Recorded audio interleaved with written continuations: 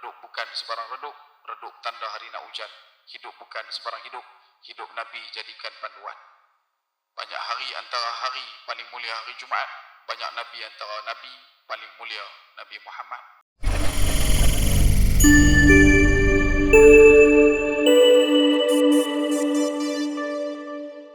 Alhamdulillahi Rabbil Alamin.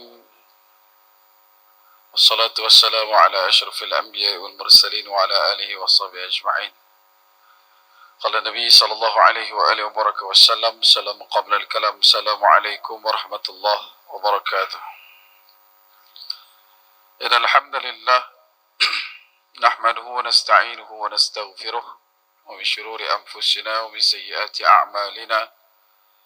Man yahdihillahu fala mudilla lahu wa man yudlil fala hadiya lahu. Subhanaka la ilma lana illa ma 'allamtana innaka antal alimul hakim. Wa tub 'alaina ya maulana innaka antat tawwabur rahim.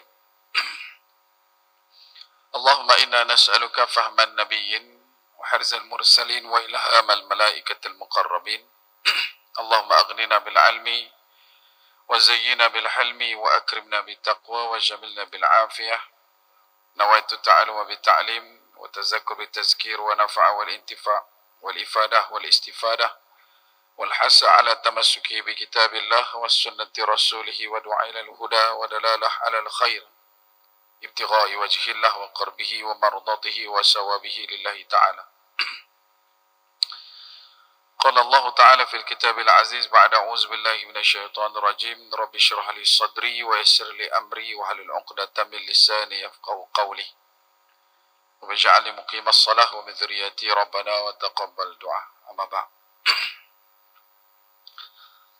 Alhamdulillah, teman-temannya dan selama-lamanya kita rafa'kan syukur kehadrat Allah Subhanahu wa taala dengan faham, sedar dan segar bahwasanya Allah jualah yang menciptakan langit dan bumi serta apa yang ada di antara keduanya dengan kekuasaan mutlak milik Allah dan ketunggalan Allah Subhanahu wa taala.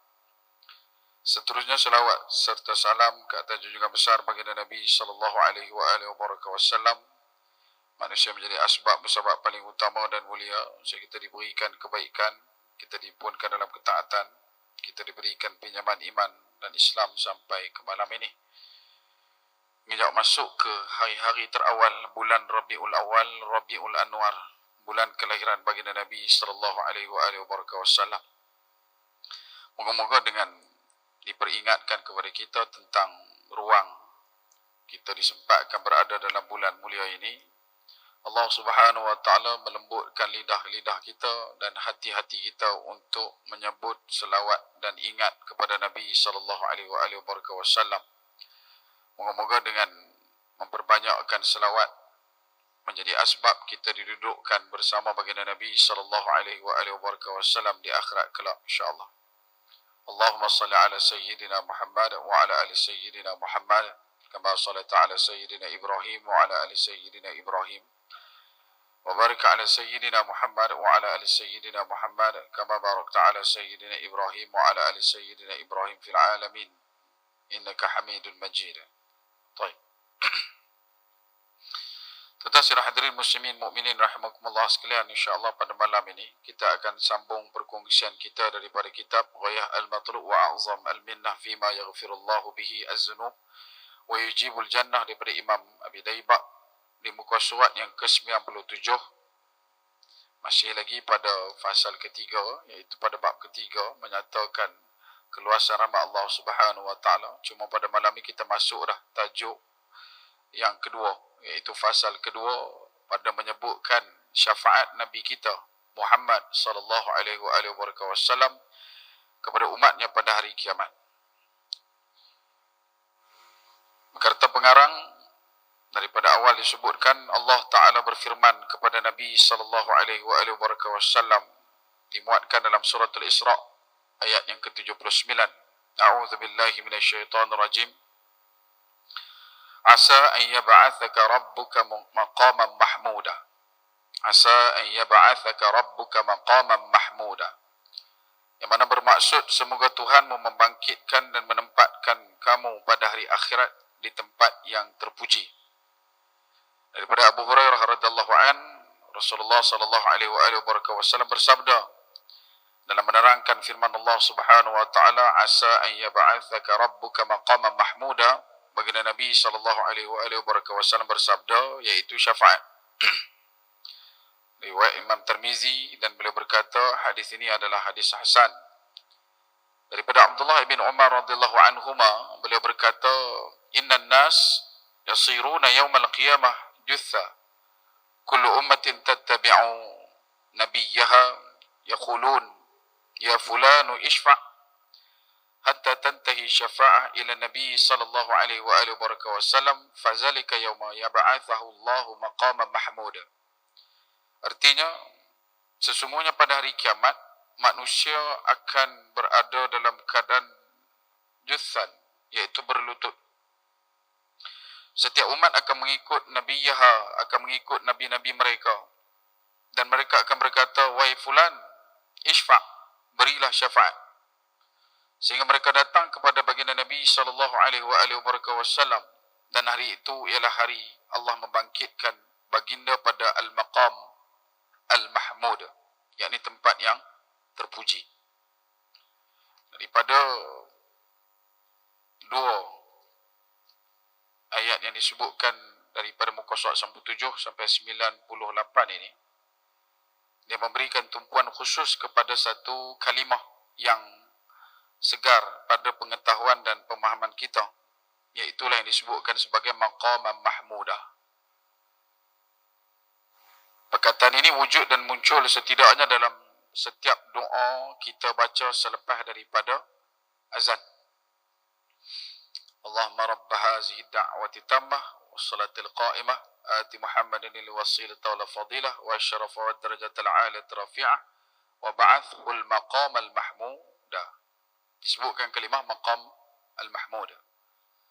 Maka daripada perkataan ini yang juga dimuatkan, yang kita baca pada setiap kali doa selepas daripada azan, maka telah pun dikhususkan oleh para sahabat ridwanullah alaihim ajma'in untuk kita sebagai umat Nabi sallallahu alaihi wasallam tidak melepaskan peluang untuk membacakan doa tersebut setiap kali kita mendengar lafaz azan. Cuma kaedah dia bergerak pada rangkuman yang telah pun kita kongsikan melalui kitab ini juga, bermula dengan mencukupkan, menyempurnakan kalimah la ilaha illallah Muhammad Rasulullah, kemudian berselawat ke atas baginda Nabi sallallahu alaihi wasallam, membaca doa yang dimuatkan dalam al-ma'thurat, iaitu doa radina billahi rabba wa bi Muhammadin nabiyya wa bil Islam madina. Atau kama qal, boleh juga mengucapkan kalimah radina billahi rabba wa bil Islam dina wa bi Muhammadin nabiyya wa rasula. Kemudian disambung dengan doa Allahumma rabb hazihi da'wati tammah sampai habis. Adapun ditambah dengan innallaha la tukhliful mi'ad adalah satu taukid bagi menyatakan bahawasanya inilah perkara yang bakal baginda Nabi sallallahu alaihi wasallam peroleh di yaumul mahsyar kelak. Maqam al-mahmud ini adalah satu perkara yang dibahaskan oleh para alim ulama, menceritakan tentang bagaimana Nabi setidaknya minta untuk diundi. Selama mana kita duk kekal membaca doa selepas azan tu, dia umpama kita mengundi Nabi sallallahu alaihi wasallam untuk diberikan kedudukan yang digelarkan sebagai maqam mahmud. Dan bagi setiap umat itu ada para nabinya, dan setiap nabi itu juga ada peluang untuk mendapat maqaman mahmudah. Tetapi bila kita tengok balik daripada unjuran jumlah umat nabi yang ada, daripada Nabi Adam sampai kepada Nabi Muhammad SAW, maka daripada dominannya, majoritinya pastilah umat Nabi SAW yang paling ramai. Jadi sebab tu bila kita memperbanyakkan doa dengan menyebutkan kalimah moga Allah Subhanahu Wa Taala membangkitkan Nabi dengan maqaman mahmudah, maka undi-undi itu semua akan menjadi penyebab juga Nabi SAW diberikan kedudukan yang sedemikian, yang mana kedudukan ini berkait rapat dengan apa yang disebutkan tentang syafaat. Di akhirat kelak yang Nabi SAW, kata ulama, boleh memberikan syafaat, bukan sekadar apa yang kita faham Nabi itu adalah orang yang memberi syafaat, tetapi juga sebab Nabi menduduki kedudukan maqam mahmudah ni. Kemudian seterusnya daripada Abu Hurairah radhiyallahu an, beliau berkata, aku pernah bertanya, wahai Rasulullah, siapa manusia yang paling bahagia dengan syafaatmu pada hari kiamat kelak? Baginda Nabi sallallahu alaihi wasallam menjawab, laqad dhanantu ya Aba Hurairah an la yas'aluni an hadzal hadith ahadun awla minka lima ra'aitu min hirsika 'ala al hadith as'adun nas bi syafa'ati yaumil qiyamah man qala la ilaha illallah khalisan min qalbihi aw nafsihi. Ketika mana ditanya oleh Abu Hurairah, siapakah manusia yang paling bahagia dengan syafaat Nabi sallallahu alaihi wasallam di hari kiamat kelak, maka Nabi SAW menjawab, wahai Abu Hurairah, aku telah menyangka, aku telah menduga dan aku telah menjangka bahawa tak ada seorang pun yang akan tanya kepada aku lebih awal tentang masalah ini melainkan kau. Daripada sekian ramainya sahabat, Nabi telah pun dapat menjangka soalan ni akan keluar daripada lidah Sayyidina Abu Hurairah radhiyallahu an. Kerana aku melihat semangatmu terhadap hadis. Satu orang yang memeluk Islam pada kunjungan waktu-waktu terakhir Nabi sebelum kewafatan meriwayatkan lebih daripada 3,000 hadis. Ada disebutkan dalam rekod 3,746 hadis. Antara orang yang paling cermat meneliti dan mencerakinkan perjalanan hidup Nabi seusai daripada berkhidmat pada ibunya di rumah, akan bergegas keluar Sayyidina Abu Hurairah radhiyallahu an menanti di depan pintu rumah baginda Nabi sallallahu alaihi wasallam untuk menjadi bukti saksi bagaimana Nabi sallallahu alaihi wasallam menjalani kehidupan seharian daripada mula Nabi keluar daripada rumah sampailah Nabi nak balik ke rumah, dia akan ikut. Sebab tu dalam sekian banyaknya bila mana diteliti oleh para ahli ulama, maka didapati antara sahabat yang paling banyak meriwayatkan hadis adalah Sayyidina Abu Hurairah radhiyallahu an. Manakala ada Sayyidina Abbas sebagai contoh, dia meriwayatkan 200 hadis. Sayyidina Abbas. Tapi anak andanya iaitu Sayyidina Abdullah ibn Abbas radhiyallahu anhu telah pun meriwayatkan 2,000 hadis. Dan itu masuk dalam bab khalifah. Bila mana kita ni jadi satu orang pemimpin, dapat capai satu kejayaan, dapat capai satu kedudukan kebaikan, maka orang yang kita persiapkan lepas daripada kita kena dapat lebih daripada kita. Itu sifat khalifah. Maka sebab itu bila sebut berkenaan dengan perkara ini, Nabi SAW sudah pun menjangkakan. Pada zan Nabi, pada sangka Nabi, tak ada siapa yang akan tanya benda ni melainkan Abu Hurairah radhiyallahu an. Kemudian Nabi jawab, as'adun nas, daripada kalimah sa'id. Sa'id maksudnya gembira. Bila disebut ada alif di depan, as'adun nas, maksud dia yang paling gembira, paling banyak gembira.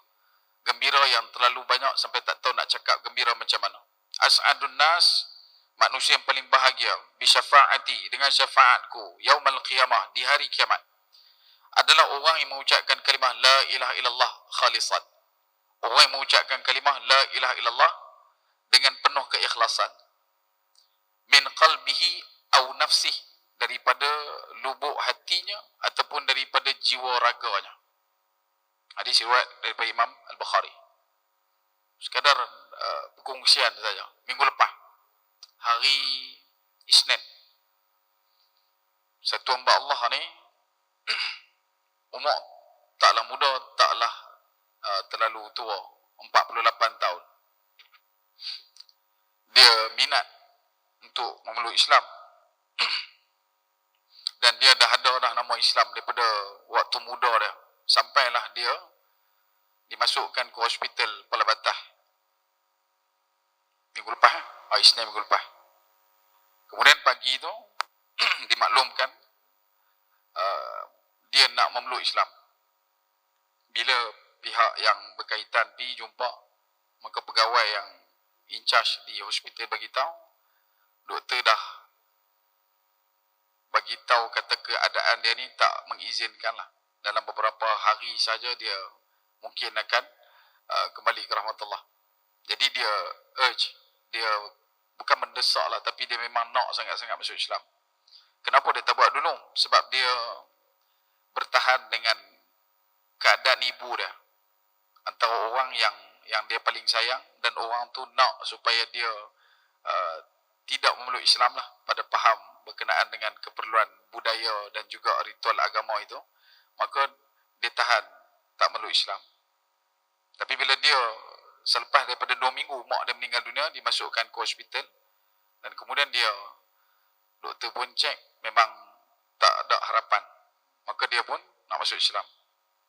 Pukul 11 pagi pengislaman berlaku, tuan-tuan. 11 pagi. Pukul 3 petang dapat panggilan, dia dah kembali ke rahmatullah. Dan dia guna nama yang dia memang nak pakai daripada dulu, nama dia Firdaus. 3 jam. Kalau kita nak ambil kira lah, 12, 1, 2, 3. Kurang lebih 3 jam lebih. Besar mana dan berat mana dosa yang bakal dia bawa depan Nabi, depan Allah Subhanahu Wa Taala di akhirat kelak. 4 jam lah masuk Islam. Kemudian meninggal dunia. Dan bukan ini benda baru, zaman Nabi pun dah ada. Zaman Nabi pun dah ada.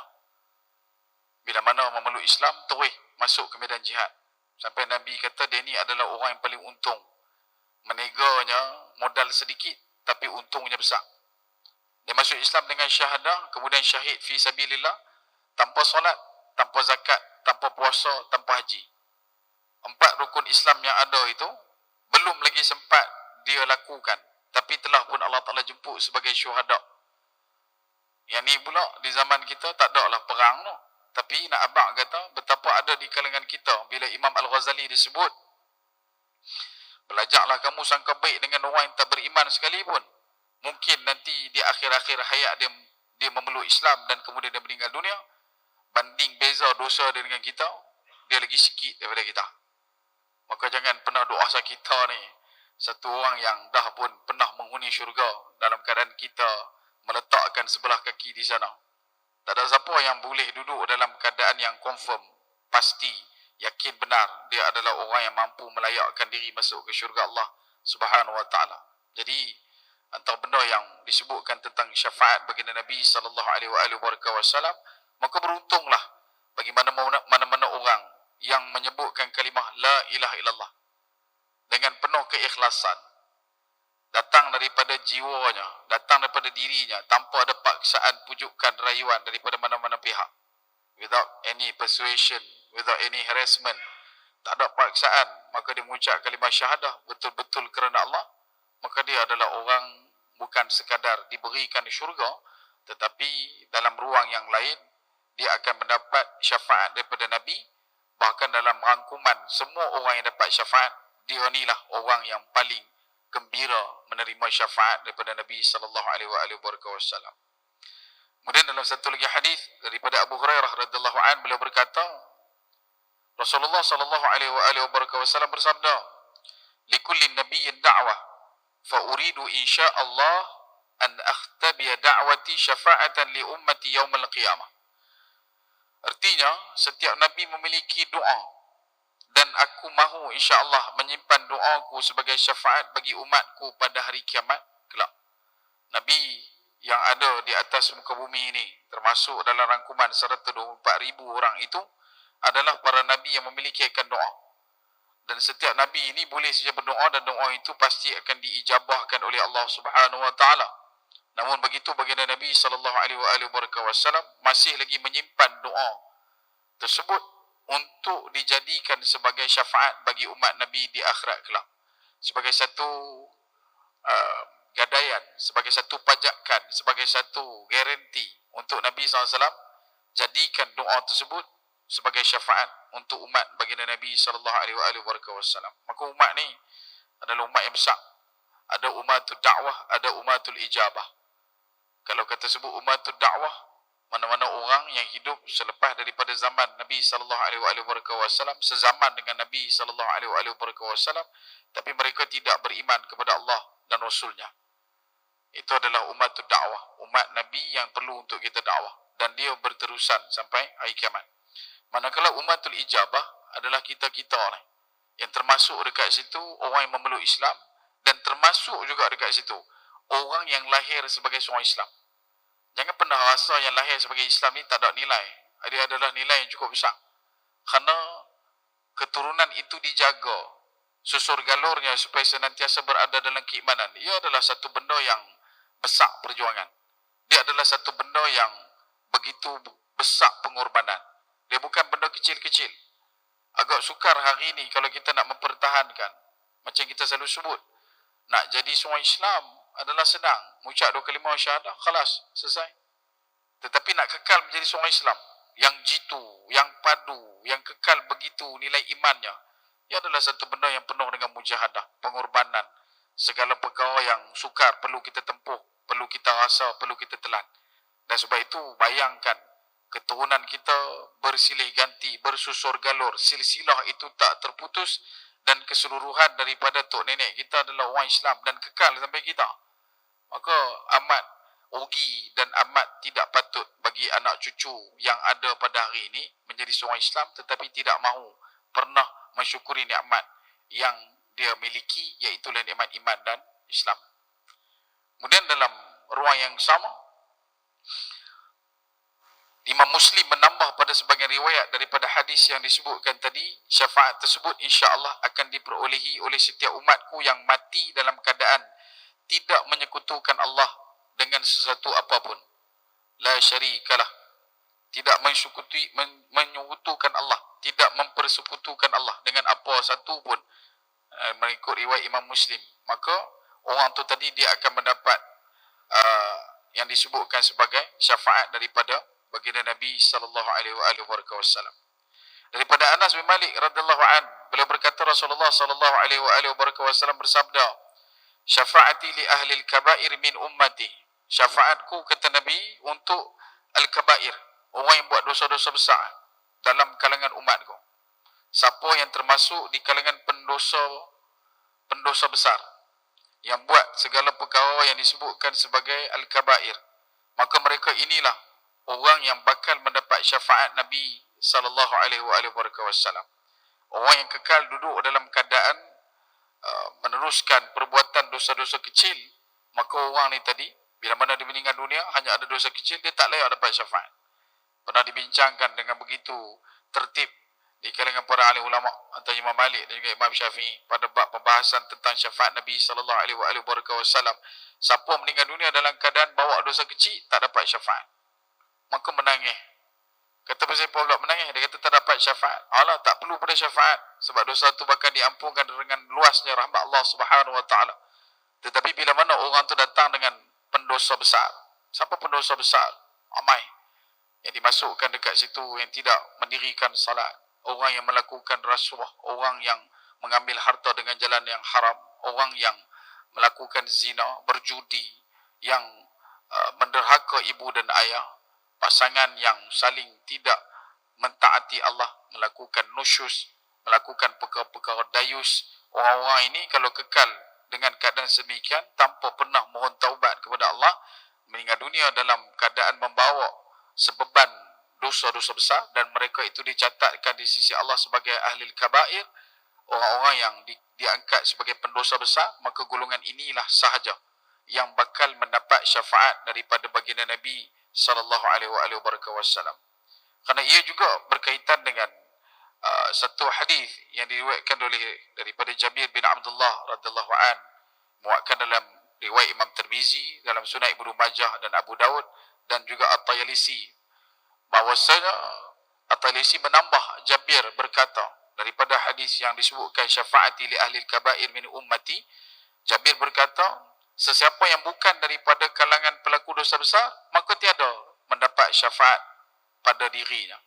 Maka siapa yang buat dosa kecil, dia ini tak termasuk dalam pelaku dosa besar, maka tak dapatlah syafaat.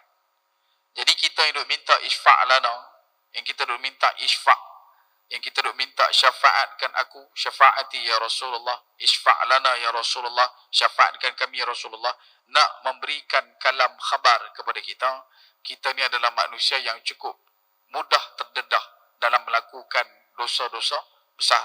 Itu Sebab tu kita doa harap syafaat daripada Nabi sallallahu alaihi wasallam.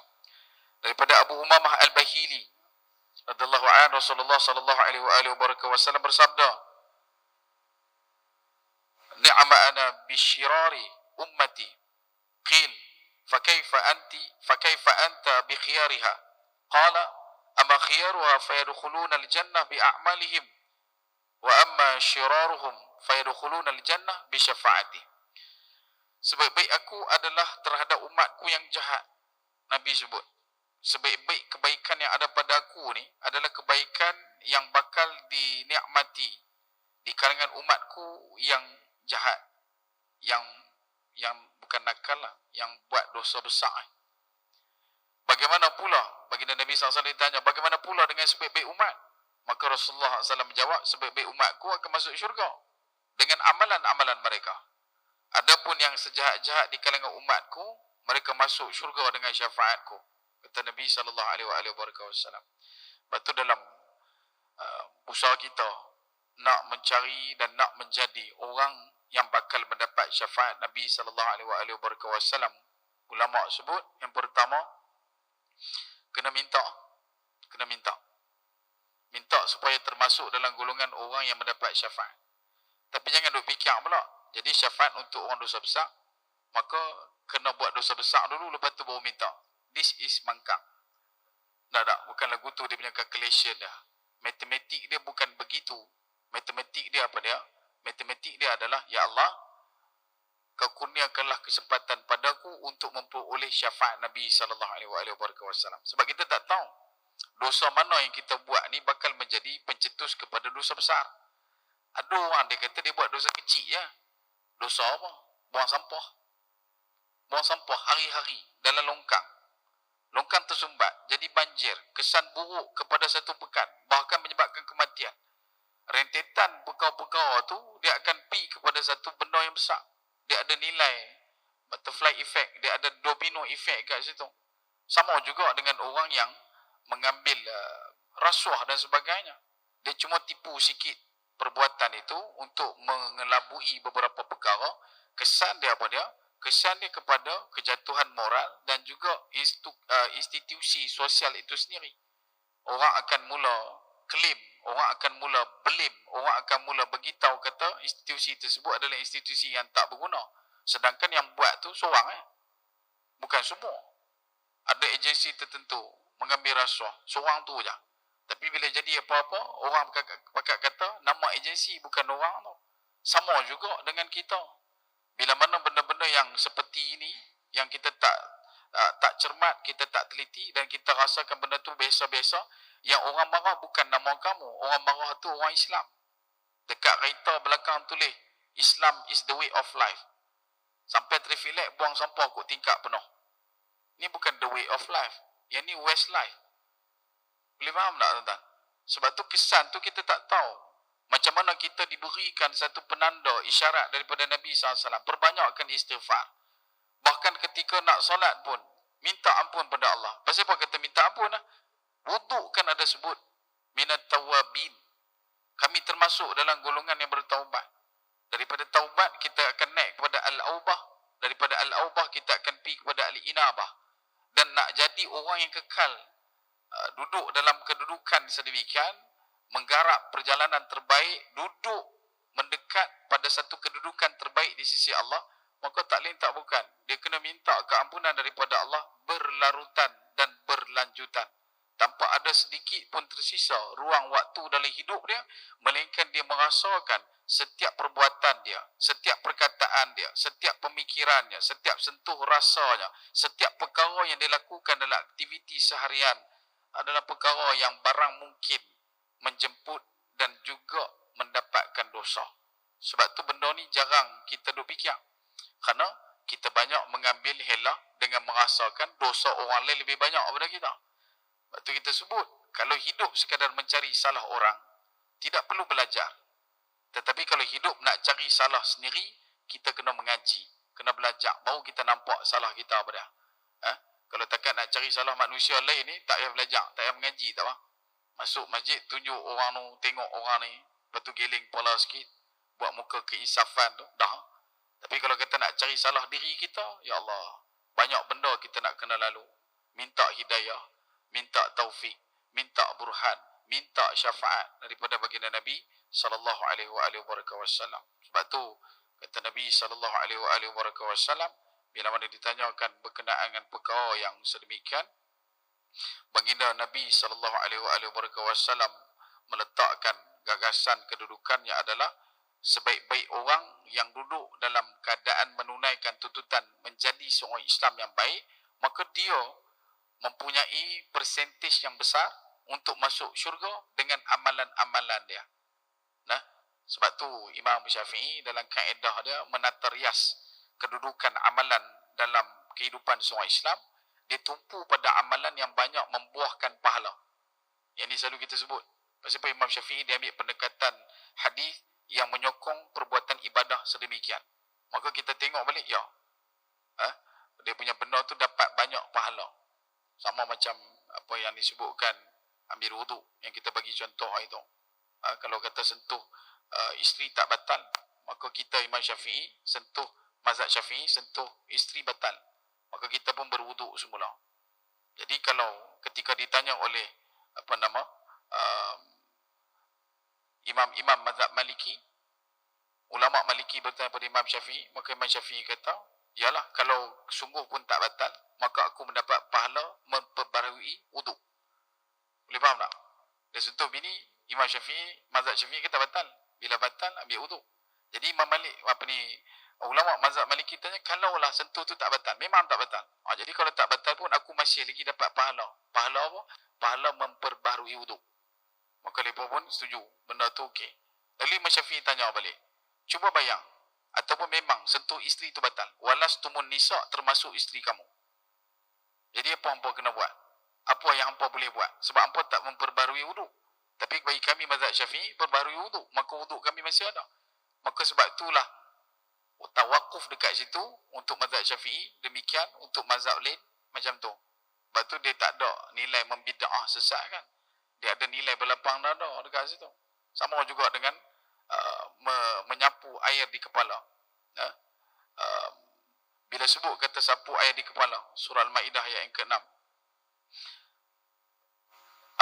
Mazhab Maliki, dia mensasarkan untuk basuh semua kepala. Imam Syafi'i, dia kata sebahagian. Kalau dalam kitab lama dia sebut setengah kepala. Sebahagian. Lalu ditanya pada Imam Syafi'i, siapa kata sebahagian? Maka Imam Syafi'i pun pegang. Yang ni apa dia? Ni kepala. Ni apa dia? Ni kepala. Ni apa dia? Ni pun kepala. Yang ni apa dia? Ni kepala. Maka aku basuh tak mana pun kepala kan lah. Jadi kalau kita tanpa basuh semua, pun kepala. Tapi kalau aku basuh sebahagian pun, masih lagi pergi kepala. Tak ada orang panggil tani tungau. Ni cekenet. Ni poket dah. Semua kepala. Tapi peganglah tak mana pun kepala.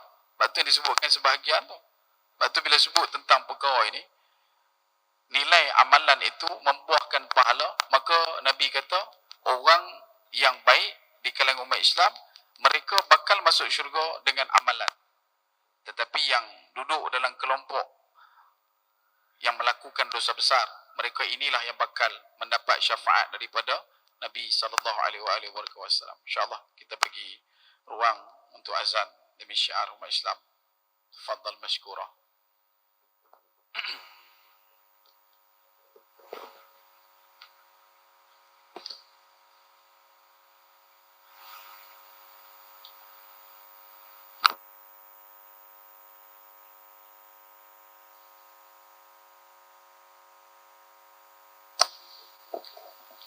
أعوذ بالله من الشيطان الرجيم بسم الله الرحمن الرحيم سبحان الله والحمد لله ولا إله إلا الله والله أكبر ولا حول ولا قوة إلا بالله العلي العظيم أستغفر الله العظيم أستغفر الله العظيم أستغفر الله أكبر الله أكبر الله أكبر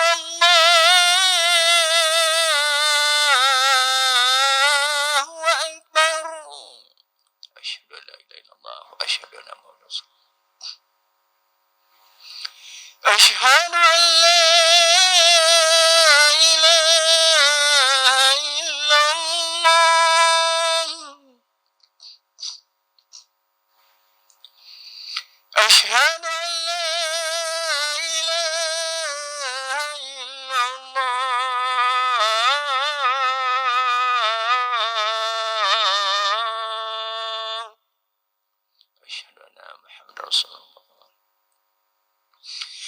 أشهد أن محمد رسول الله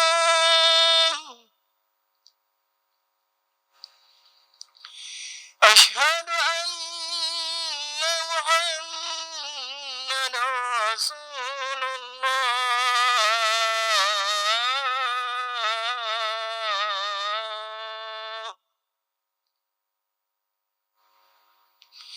حي على الصلاة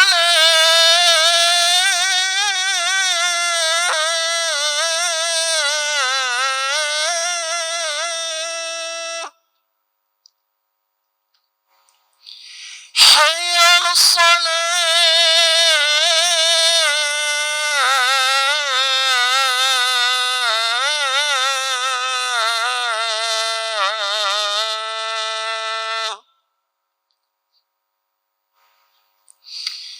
حي على الفلاح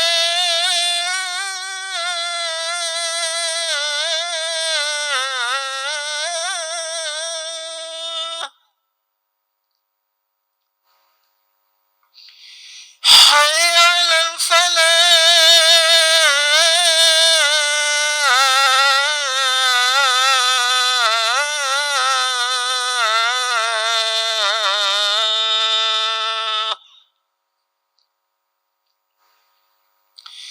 الله أكبر الله أكبر لا إله إلا الله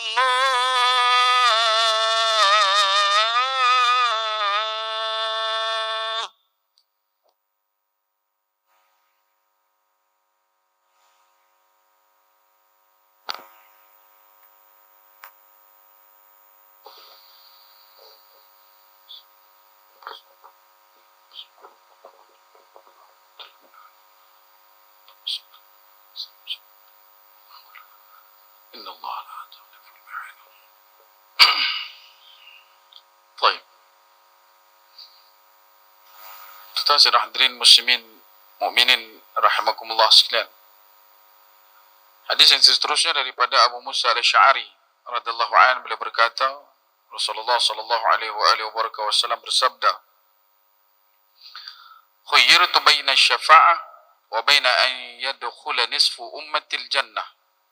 Fakhtartu syafa'ah li'annaha a'ammu wa akfa. Atarawnaha lil muttaqin al mustafin? La, walakinnaha lil muznibin al qatta'in al mutalawwithin." Aku ditawarkan, kata Nabi sallallahu alaihi wasallam, antara memberi syafaat bagi umatku atau setengah umatku dimasukkan ke dalam syurga. Aku memilih syafaat kerana ia lebih umum dan lebih mencukupi. Adakah kamu menyangka diberikan kepada orang yang bertakwa dan terpilih? Tidak. Tetapi ia diberikan kepada para pendosa, orang yang selalu melakukan kesalahan serta yang kotor. Daripada Abdullah ibn Umar radhiyallahu anhu, beliau berkata, Rasulullah sallallahu alaihi wasallam bersabda, "Man qada li akhihi hajatan kuntu waqifan 'inda mizanih fa in rajaha wa illa syafa'tu fi." Sesiapa yang membantu menunaikan hajat saudaranya, maka aku akan berdiri di sisi timbangan amalnya. Jika timbangan amalnya itu lebih berat, maka aku biarkan. Jika tidak, aku akan memberi syafaat kepadanya. Kebaikan bagi orang yang menunaikan hajat saudaranya. Hadis riwayat daripada Abu Nuaim. Hadis ini bukan hadis palsu, cuma disebutkan dalam kitab Hilyah al-Awliya adalah merupakan hadis yang diletakkan pada kedudukan yang sangat lemah. Cumanya hadis ini pada tingkat perkara yang berkaitan tentang kedudukan Nabi berada di sisi timbangan, setidaknya kata ulama ada dalam hadis ni. Jadi bila cari hadis yang banyak, tak ada hadis lain yang cerita tentang benda ni melainkan hadis ni ya. Maka hadis ni lah yang banyak dimasyhurkan untuk dijadikan sebagai andalan dan juga fadail untuk kita ambil faham bahawasanya Nabi SAW akan berada di timbangan mizan bagi setiap hamba Allah Subhanahu Wa Taala yang mana dia masih hidup menunaikan hajat saudaranya. Kalau timbangan dia tu belah amal baik itu berat, maka Nabi biar, sebab dia pasti akan mendapat kalimah wadkhuli jannati. Dia akan mendengar kalimah masuklah kamu ke dalam syurga aku. Tapi kalau timbangan untuk amal baik itu kurang, yang dosa tu pula berat, Nabi SAW akan berikan syafaat pada orang tersebut.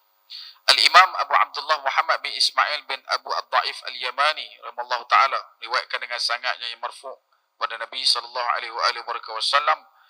bahawa Jibril alaihi salam turun kepada Nabi SAW dengan membawa 7 berita gembira yang tidak pernah diberikan kepada sesiapa pun sebelum ini sebagai penghormatan kepada Nabi.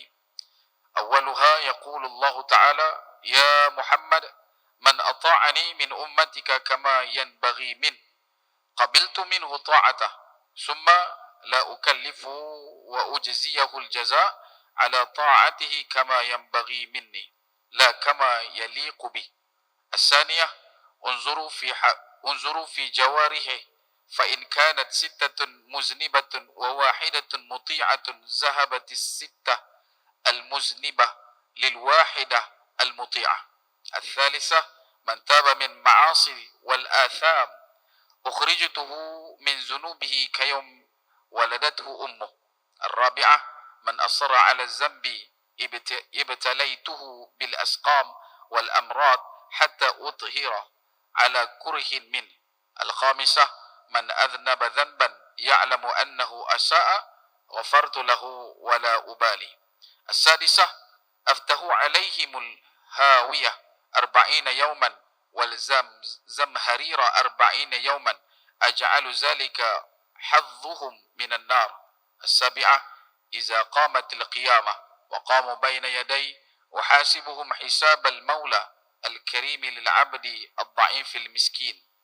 Pertama, Allah Ta'ala berfirman, wahai Muhammad, sesiapa daripada kalangan umatmu yang mentaatiku seperti mana yang dikehendaki, maka aku menerima ketaatannya itu. Kemudian aku tidak membebaninya dan aku berikan ganjaran taatnya seperti mana yang seharusnya bagiku, bukan seperti mana yang layak baginya. Kedua, lihatlah anggota tubuhnya, sekiranya 6 daripadanya melakukan dosa dan 1 yang berbaki melakukan ketaatan, maka aku hapuskan 6 yang melakukan dosa kerana 1 yang melakukan ketaatan.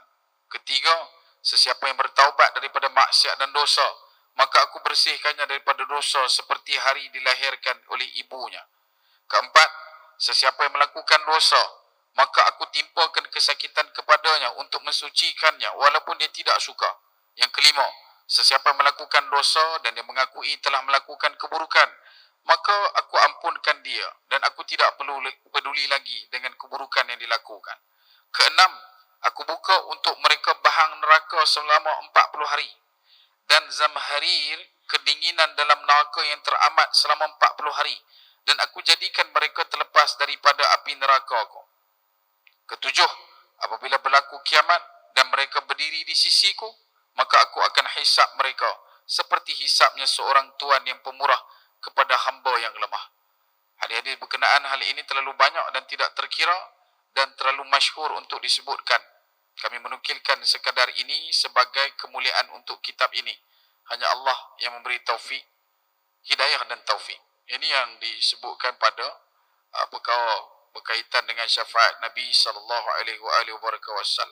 Tinggal lagi, dalam pencerahan berkenaan dengan syafaat, bahkan dalam satu riwayat Imam Muslim, kata Nabi SAW,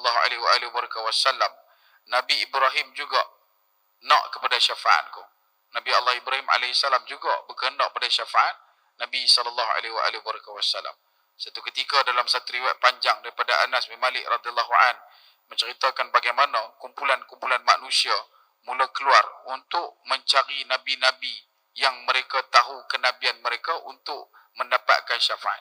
Bermula daripada Nabi Adam AS. Maka Adam AS mengatakan, nafsi, nafsi. Aku duk fikir pasal aku ni. Aku masih lagi tak habis fikir pasal aku.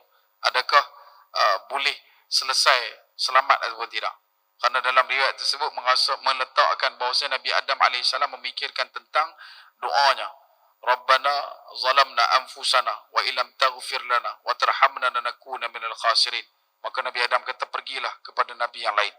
Kemudian manusia ni terus berbondong menuju kepada Nabi Musa AS. Nabi Musa pun merasakan dia pun perlu kepada satu perkara yang menyelamatkan diri dia untuk melayakkan masuk ke dalam syurga. Maka dia meminta supaya manusia yang ada pergi kepada Nabi yang lain. Sampailah kepada Nabi Isa AS. Nabi Isa pun beritahu, aku bukanlah orang yang dapat melakukan, memberikan syafaat. Lalu mereka pergi kepada Nabi SAW. Baginda Nabi SAW bangkit dan kemudian diizinkan untuk memberikan syafaat. Kemudian Nabi SAW dikirimkan amanah dan kasih sayang pada perbuatan memberikan syafaat kepada umat hamba yang minta kepada Nabi SAW. Kemudian orang yang minta kepada Nabi ini, dalam riwayat disebutkan daripada Imam Muslim, orang yang pertama di kalangan mereka akan melintas dalam keadaan seperti petir. Dia akan laju seperti barqun, iaitulah yang disebutkan sebagai kilat. Dan sebab itu syafaat Nabi SAW bukan hanya berkisar pada orang yang duduk di padang mahsyar. Syafaat juga ada pada golongan manusia yang sudah pun menjadi ahli syurga. Nah, Allah mengumpulkan manusia dan orang beriman berdiri hingga syurga didekatkan kepada mereka. Kemudian mereka meletakkan bahawasanya nak masuk ke dalam syurga sangat-sangat. Dan golongan inilah yang dipercepatkan untuk masuk ke dalam syurga Allah. Kemudian golongan ketiga, orang yang duduk dalam neraka. Orang beriman yang masih tersisa dalam neraka. Ada tak orang beriman masuk dalam neraka? Ada. Bila mana mereka bertemu dengan Nabi SAW minta syafaat, maka selesai pada satu bab. Kemudian daripada disebutkan daripada Qatadah, dia mendengar daripada Nabi SAW hadis yang sama juga daripada Anas bin Malik, juga perkara yang seangkatan. Kemudian kata Nabi, aku keluar dan mengeluarkan mereka daripada neraka dan memasukkan mereka ke dalam syurga. Lalu aku kembali untuk ketiga kalinya dan meminta izin kepada Tuhanku. Lalu aku pun diizinkan menghadap kepadanya dan melihatnya. Lalu aku bersujud. Ketika mana aku bersujud, Allah Subhanahu wa taala mengatakan kepadaku, irfa' ra'sak, angkatlah kepala kamu wahai Muhammad, ucapkanlah, maka didengar, berilah syafaat, nescaya engkau diizinkan memberikannya, dan mintalah, nescaya akan diberi. Bahkan dalam sekuel siri permohonan kepada Allah Subhanahu wa taala untuk dibukakan pintu neraka dan kemudian dimasukkan pula orang yang daripada neraka ke dalam syurga, disebutkan sebanyak 3 kali. Yang pertama, Nabi SAW sujud, kemudian Allah Ta'ala panggil Nabi, angkat kepala, minta kepada Allah, masukkanlah ke dalam syurga siapa-siapa yang ucap kalimah La ilaha illallah Muhammad Rasulullah. Siapa yang masuk syurga, siapa yang masuk duduk dalam neraka tapi dia pernah ucap kalimah La ilaha illallah Muhammad Rasulullah, masuk syurga. Dibuka pintu syurga seluas timur dan barat. Kemudian dah selesai, datang pula kali kedua, Nabi SAW minta lagi, masukkanlah dalam syurga siapa-siapa ucap kalimah La ilaha illallah khalisan. Siapa-siapa yang ucap kalimah La ilaha illallah masukkan dalam syurga. Tak ada Muhammad Rasulullah pun, tak apa, sebut La ilaha illallah pun cukup dah. Maka orang ni pula tadi akan berbondong-bondong masuk ke dalam syurga. Sampailah yang ketiga, siapa-siapa yang ada dalam diri dia merasakan Tuhan tu satu. Tuhan tu bukan 2, Tuhan tu bukan 3, Tuhan tu bukan banyak. Dan dia tu sentiasa duduk dalam keadaan tidak pernah menyekutukan Tuhan yang satu tu. Sebab kata ulama, sama ada dia mengenal Allah dengan kalimah Allah ataupun tidak, tapi dia tahu Tuhan yang menciptakan seluruh alam ini adalah yang maha satu, maka orang seperti ini pun mereka juga mendapat titisan tempias syafaat Nabi SAW. Dan antara perbincangan berkenaan syafaat yang terakhir, syafaat yang tidak menyebabkan seseorang itu masuk ke dalam syurga tetapi diberikan kemudahan di neraka adalah syafaat yang khusus kepada Abu Talib bin Abdul Muttalib, bapa saudara Nabi SAW. Kerana Nabi SAW bila ditanya di manakah Abu Talib, kata Nabi SAW, dia berada di matmat finnar, dia ada di dalam neraka. Tapi matmat ni maksud dia satu kedudukan yang bukan dalam, jangkatnya. Jangkat dia terang mana? Takat buku lali. Takat buku lali saja.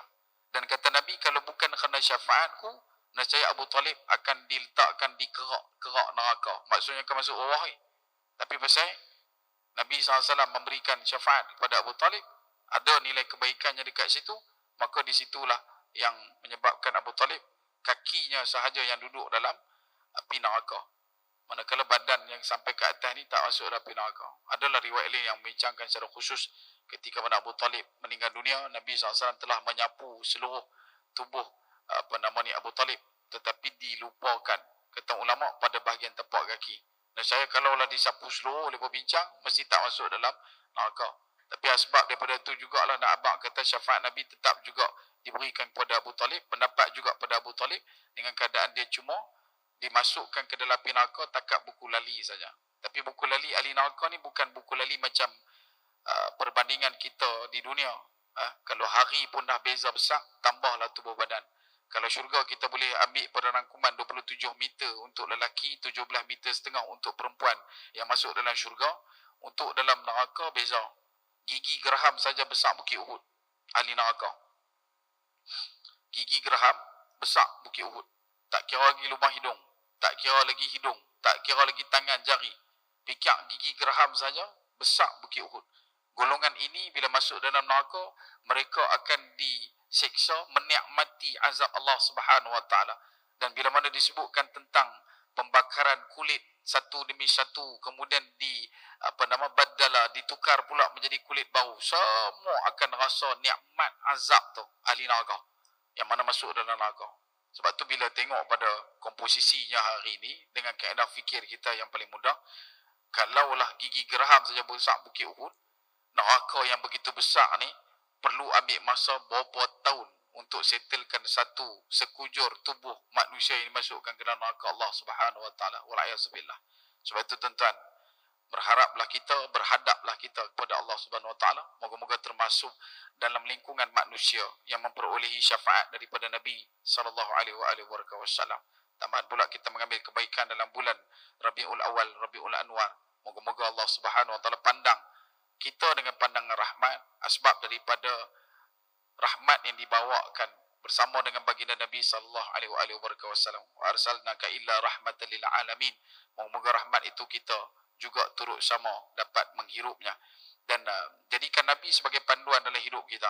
Tak ada satu pun hari selain daripada kita mesti menjadikan Nabi sebagai suri tauladan, contoh ikutan. Redup bukan sebarang redup, redup tanda hari nak hujan. Hidup bukan sebarang hidup, hidup Nabi jadikan panduan. Banyak hari antara hari paling mulia hari Jumaat, banyak Nabi antara Nabi paling mulia Nabi Muhammad. Moga-moga kita termasuk dalam umat Nabi yang beroleh syafaat dan kita dapat dipertemukan di dalam syurga bersama dengan baginda Nabi sallallahu alaihi wasallam insya-Allah. Jadi moga-moga takat itu dulu perkongsian. Mohon maaf masa tuan-tuan, terima kasih atas perhatian. Kalau ada kebaikan mohon tolong sebar lebarkan, kalau ada keburukan mohon tolong jauhkan. Bak kata patah sedap makan dikunyah-kunyah, sedap kata diulang-ulang. Akhir kalam, sekecil-kecil ikan pasti ada isinya, sebesar-besar ikan pasti ada tulangnya. Aku li qauli hadza astaghfirullahaladzim wa lakum wa li sairil muslimin wal muslimat wal mu'minin wal mu'minat fastaghfiruh fa yafudhal mustaghfirin. Assalamualaikum warahmatullahi taala wabarakatuh. Wallahu taala a'lam.